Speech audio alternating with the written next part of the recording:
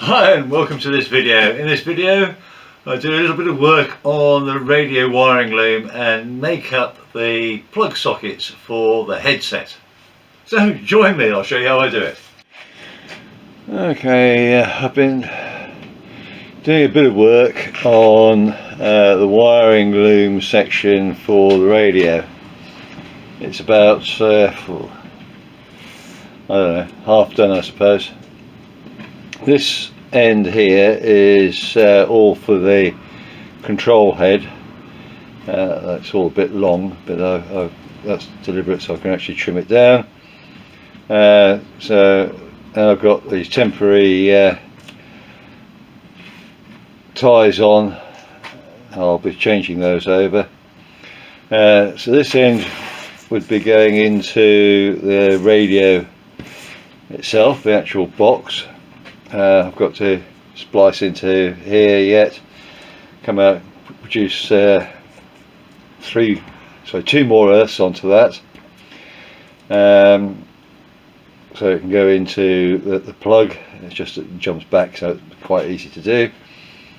And the only other bits left really on the loom are the mic tel cables, so the ones that you plug your headset into, and your microphone from your headset into those two plugs. So I've got to just work out those. I'm going to set those up. I'll show you the actual press to torque is already set up. The wire to go into the plug here will just get fed into the braid which I'm going to be using. I'm using this sort of braided sleeve as I have before. I should just show you on the inside the aircraft. So I use this sort of braid for all the cabling you go through. And there's the microphone, sorry, the PTT side of it going to there, and down there is my mic and tel socket, which I can put a Y lead into for the operation of the camera audio or recording audio. So just have a little Y lead in there. I was thinking about putting a second tel one in there so that it could actually just plug straight in without having a Y piece in, but I decided against that.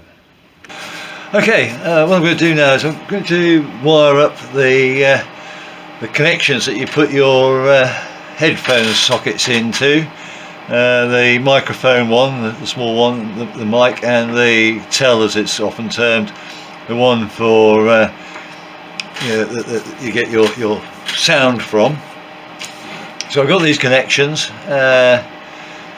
really quite nice and easy, and I've got a length of wire here which is 4-core, but with a braided outer, and I'm going to have to separate this into two. So I'm going to strip this grey section off quite a distance, so I can make like a Y section of lead, so go out to the two distinct setups. So probably about that far I think will work. We'll give it a try. And for that, because I'm going down to a braid, I'm just using a scalpel blade. I can feel when it touches the metal braid better, and I use a very, very light pressure and sort of turning action. Try to get it so it's not quite all the way through the sleeving, and then you can actually bend it and pull the outer sleeve off. It's as easy as that. That's nice. And then here we're going to just de-whip this wire braiding off the outside. Hopefully you can see that. It does unravel quite nicely, but it takes a little bit of time. So I'm going to do that, but I'm not going to use all. I'm not going to use it all. I'm going to use about half of it in the next step. There's the braid. sort of stripped out, separating it into sort of half one way, half the other, and I'm just going to twist this to, well, effectively turn it into your normal sort of wire on one side.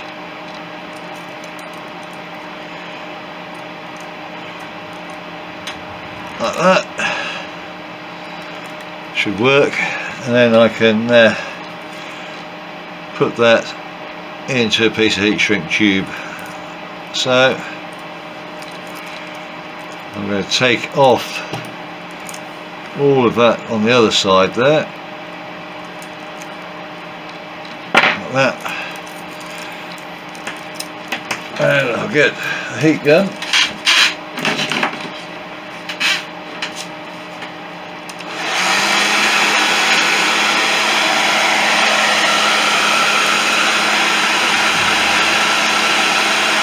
Heat this up.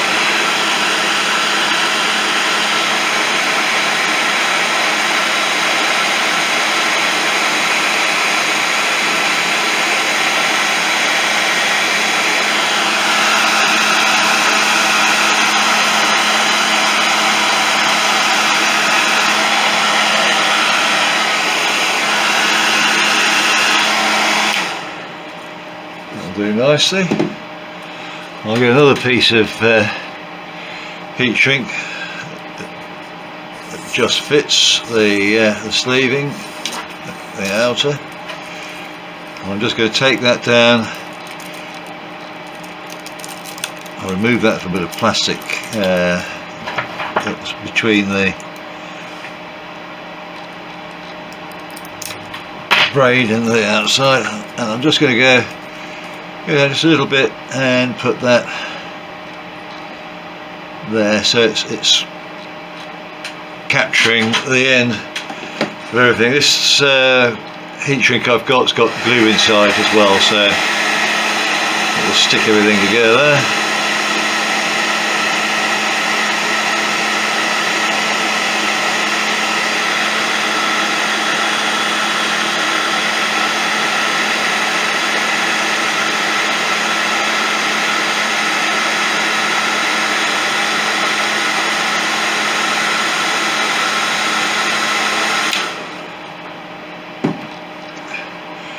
It just makes that little bit, sort of the end of the wire, a little bit neater, I think.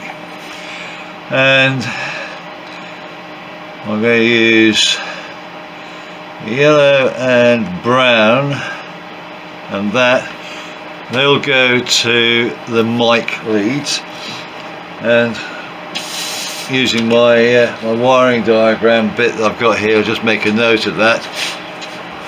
I want to just strip the insulation off there.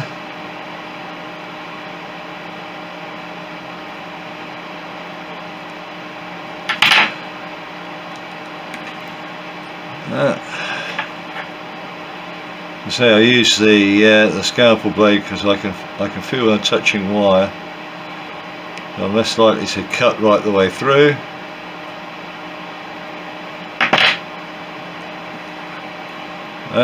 Just give those a little twist.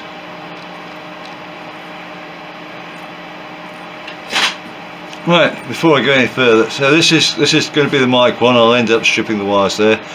I'm now going to solder these bits, so just to stop everything from moving around. Just use that as a bit of weight, and I'm using cord solder, so let's make sure we're in view.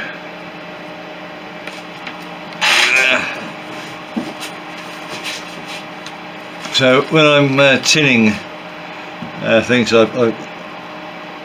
make sure the soldering iron's hot enough. I put the soldering iron underneath. I put a little bit of solder on there to start off with, so it's got a decent heat transfer. And then I plug the solder onto the other side of the wire.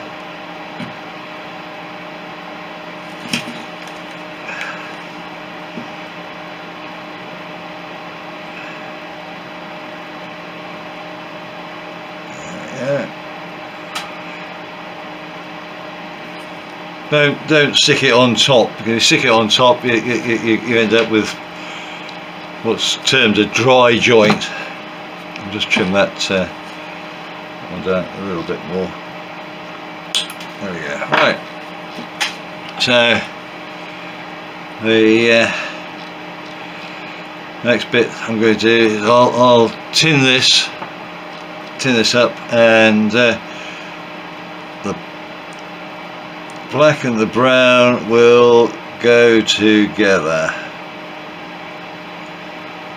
They're my earth connections. So they'll get soldered together,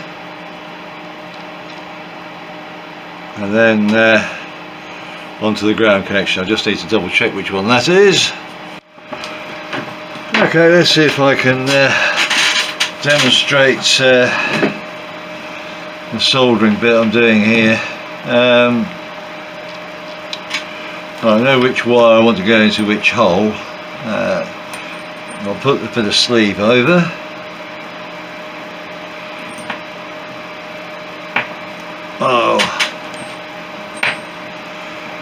Put the piece of wire through the hole. It says, I'll put a slight kink in it so it sits nicely. I'm having to run the iron at quite a high temperature. Put some solder on so that onto the iron face here, so it can transfer the heat,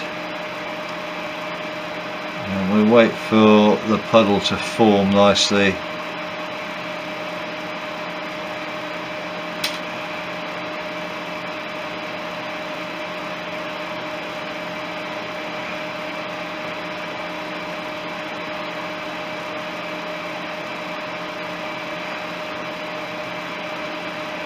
Like that, and then I'll just do the other one, and I'll show you my next step. I'll show you it up in closer. Right, okay, so they're soldered, and you might see I've got a little bit of a tag sitting out the back there. That's just the end of the wire, so I'll trim that off. I'll just give it a little squeeze with a pair of pliers so that it's not sharp. You can now scoop this heat shrink over. We've got a bit of a heat gun in.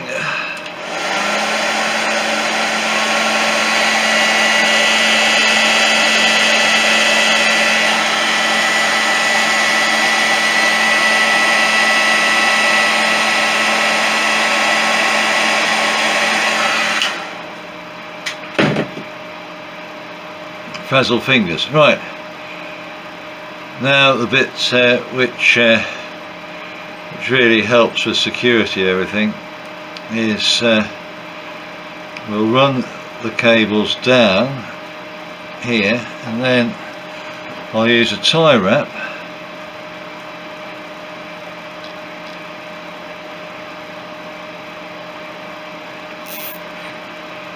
on the back face of this spring here. Zip that up tight like that, and that one.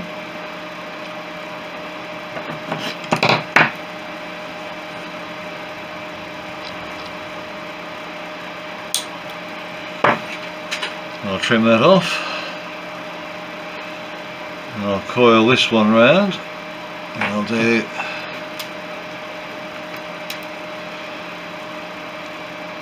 the same thing on here.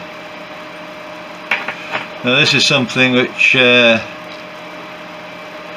we've really only just started doing at work, and I hadn't seen it before, but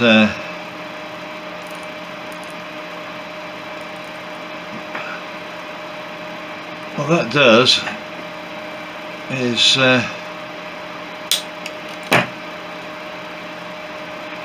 it secures our wires So now for my, all our pins can go through for our mic tails and bits and pieces. It doesn't affect how that operates, but it gives the extra bit of support on the wiring, so it's less likely to get damaged and shaken around on the pins. So there we go. I don't know how well that sort of shows up, but it just puts everything and secures it on the sides there.